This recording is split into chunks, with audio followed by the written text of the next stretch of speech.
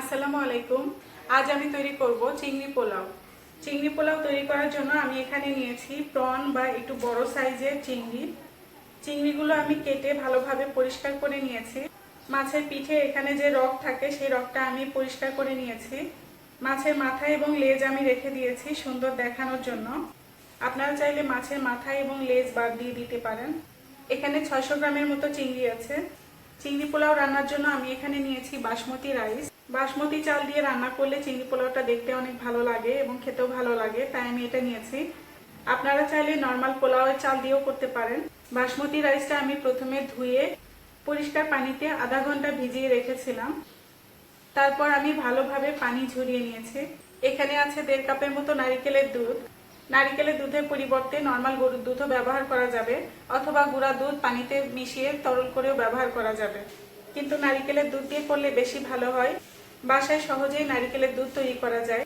বাসায় সহজেই কিভাবে নারিকেলের দুধ তৈরি করা যায় তার একটা ভিডিও আমার চ্যানেলে আছে। নিচে ডেসক্রিপশনে ভিডিওটির লিংক দেয়া আছে, প্রয়োজনে আপনারা দেখে নিতে পারেন।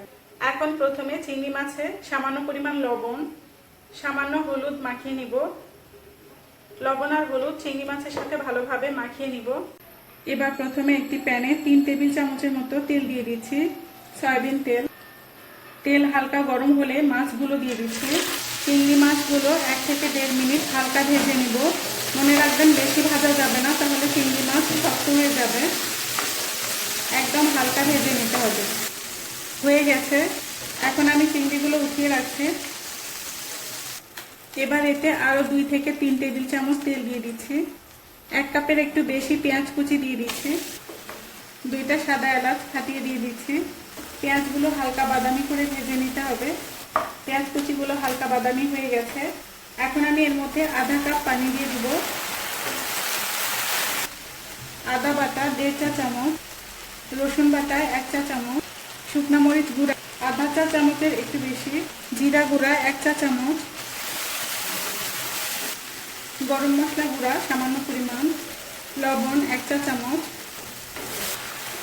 এবার নেড়ে নেড়ে কষাতে হবে মশলাগুলো। মশলার তেল উপরে উঠে এসেছে। এখন নারিকেলের দুধ দিয়ে দিচ্ছি। নারিকেলের দুধ যখন এভাবে ফুটতে শুরু করবে তখন চিংড়িগুলো দিয়ে দিতে হবে। চিংড়িগুলো দিয়ে দিচ্ছি।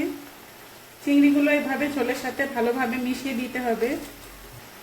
4-5টি কাঁচামরিচ দিয়ে দিচ্ছি আস্ত। এবার ঢেকে দিয়ে লো মিডিয়াম হিটে 5 মিনিট রান্না করব। 1 চা চামচ চিনি দিয়ে দিচ্ছি।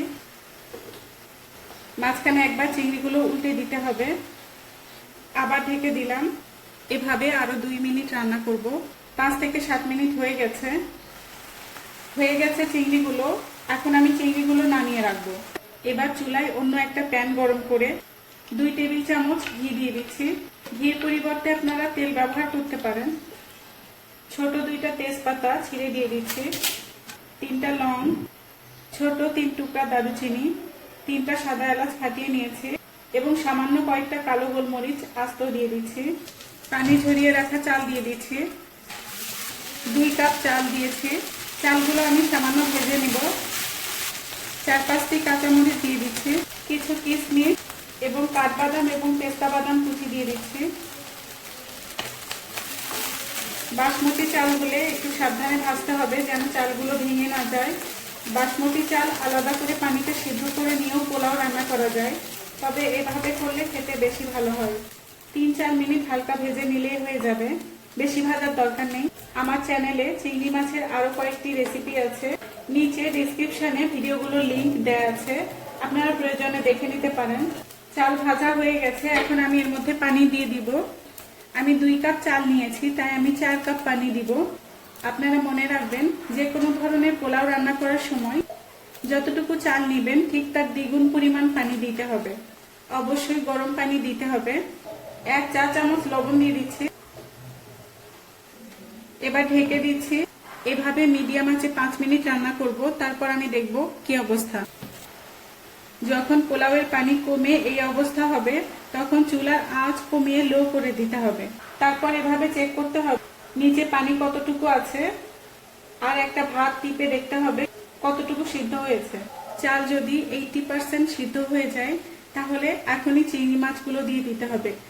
আর যদি 80% সিদ্ধ না হয় তাহলে প্রয়োজনে আরো সামান্য পরিমাণ গরম পানি দিয়ে দিতে হবে এবং আবার ঢেকে রান্না করতে হবে। আমার পোলাওয়ের চালগুলো 80% সিদ্ধ হয়ে গেছে, তাই আমি আর রান্না করব না। এখন আমি এর মধ্যে চিংড়ি মাছগুলো দিয়ে দিব। আমি চিংড়ি মাছগুলো এভাবে রান্না করে রেখেছিলাম। এখন পোলাওয়ের একদম উপরে আমি এভাবে ঢেলে দিব। তারপর উপরে আর সামান্য পরিমাণ ঘি ছড়িয়ে দিব। এবার ঢেকে দিব আর চুলার আঁচ কমিয়ে একেবারে মৃদু আঁচ করে দিব। এভাবে পোলাওটা মৃদু আঁচে 10 মিনিট দমে রেখে দিব। এরকম ননস্টিক প্যানে পোলাও রান্না করলে দমে রাখার জন্য পাত্রের নিচে তাওয়া বা অন্য কিছু দেওয়ার প্রয়োজন নেই। কিন্তু যদি স্টিল বা অ্যালুমিনিয়ামের পাত্রে পোলাও রান্না করতে চান তাহলে অবশ্যই দমে দেওয়ার সময় চুলার উপরে একটা তাওয়া দিতে হবে, তার উপরে স্টিল বা অ্যালুমিনিয়ামের পাত্রটা বসাতে হবে আর চুলার আঁচ একেবারেই কম করে রেখে দিতে হবে। 10 মিনিট হয়ে গেছে। এবার পোলাওটা একটু নেড়ে চিংড়িগুলো একটু পোলাওয়ের সাথে মিশিয়ে দিব। এভাবে সাবধানে নিচ থেকে পোলাওটা তুলে উপরে দিতে হবে আর চিংড়িটা নিচে দিতে হবে। সাবধানে করতে হবে যেন ভাতগুলো ভেঙে না যায়। মেশানো হয়ে গেছে। এবার আমি আরেকবার ভাত চেক করব কি অবস্থা। এবার ভাতটা প্রায় 90% হয়ে গেছে। আমি আরো 10 মিনিট ঢেকে দমে রেখে দিব, তখন এই 90% সিদ্ধ হয়ে যাবে। এই অবস্থায় লবণ চেক করে দেখতে হবে, লাগলে উপর দিয়ে ছিটিয়ে দিতে হবে। আমি আবার ঢেকে দিচ্ছি এবং আরো 10 থেকে 15 মিনিট আমি এভাবে দমে রেখে দিব। আরো 10-12 মিনিট হয়ে গেছে।